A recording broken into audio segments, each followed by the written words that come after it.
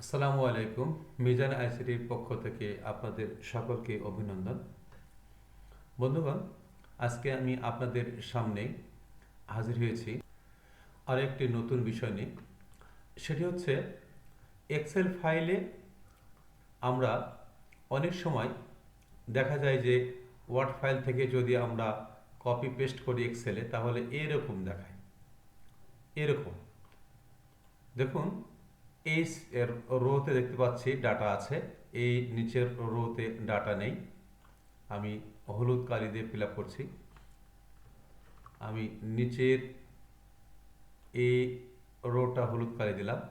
এরকমভাবে দেখতে পাচ্ছি আমরা ফাঁকা ঘরগুলো বা ফাঁকা ব্ল্যাঙ্ক রোগুলো রয়ে গেছে।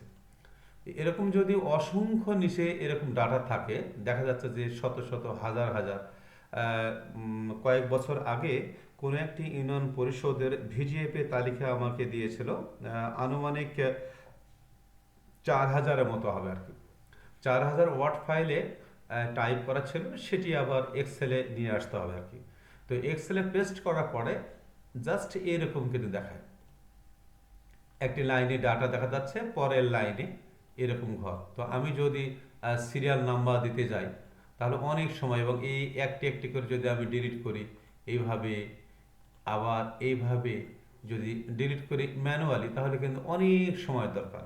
তা আমি সেইভাবে না গিয়ে এক্সেলে অনেক সময় শর্টকাটে প্রচুর কাজ রয়েছে, যেটি আমরা চেষ্টা করলে অনেক ভালো ভালো বিষয়গুলো জানতে পারবো।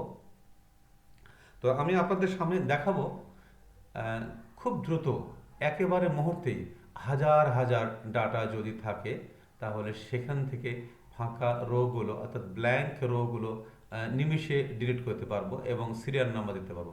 আপনারা দেখতে পাচ্ছেন এখানে,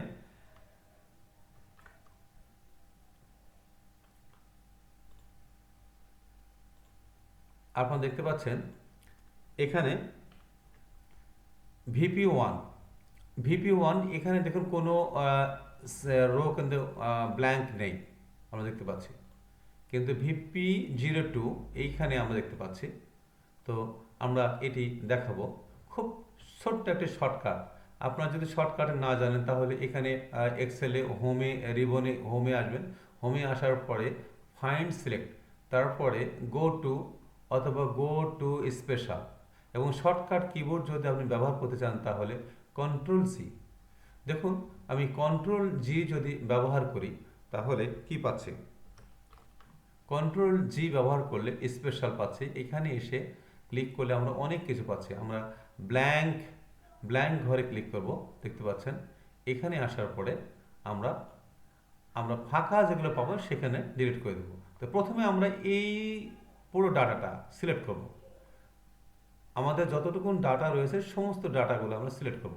সিলেক্ট করার পরে কন্ট্রোল G, অর্থাৎ শর্টকাট কিবোর্ড হচ্ছে এটি, কন্ট্রোল G। এবারে স্পেশাল, তারপর ব্ল্যাঙ্ক, ওকে। দেখুন, আমরা দেখতে পাচ্ছি বাম সাইডে কিন্তু কর্নারে হলুদ দাগ দেখতে পাচ্ছি আমরা কিন্তু, অর্থাৎ ফাঁকা বা ব্ল্যাঙ্ক রোগুলো কিন্তু সিলেক্ট হয়ে গেছে। এখন রাইট মাউসে ক্লিক, আমি আবারও বলছি, রাইট মাউসে ক্লিক করে তারপরে ডিলিট, ওকে। দেখুন, খুব সহজে কিন্তু আপনার ফাঁকা ব্ল্যাঙ্ক যে রোগুলো রয়েছে সেগুলো কিন্তু আমরা ডিলিট করতে পারছি। এবং এখানে যদি আমরা এখানে ইনসার্ট করে আমরা যদি নাম্বার দিতে চাই, তাহলে দেখুন উপরের কলাম সে আমি একটি দিচ্ছি যে ক্রমিক, ক্রমিক নং 1, 2, আমি যদি মাউস দিয়ে ট্র্যাক করে নিয়ে আসি, তাহলে এই তো সুন্দরভাবে কিন্তু হয়ে গেল। অথচ এরকম যদি ডাটা অসংখ্য পেজ থাকে, আমরা এখানে একটি পেজ দেখতে পাচ্ছি, একটি পেজ দেখতে পাচ্ছি। যদি অসংখ্য ডাটা থাকে, শত শত পাতা থাকে, হাজার হাজার পাতা থাকে, 4,000, 5,000 তালিকা যদি থাকে, তাহলে আপনার মুহূর্তেই কাজটি কিন্তু হয়ে যাবে। আশা করি আপনাদের সকলের কাজে লাগবে।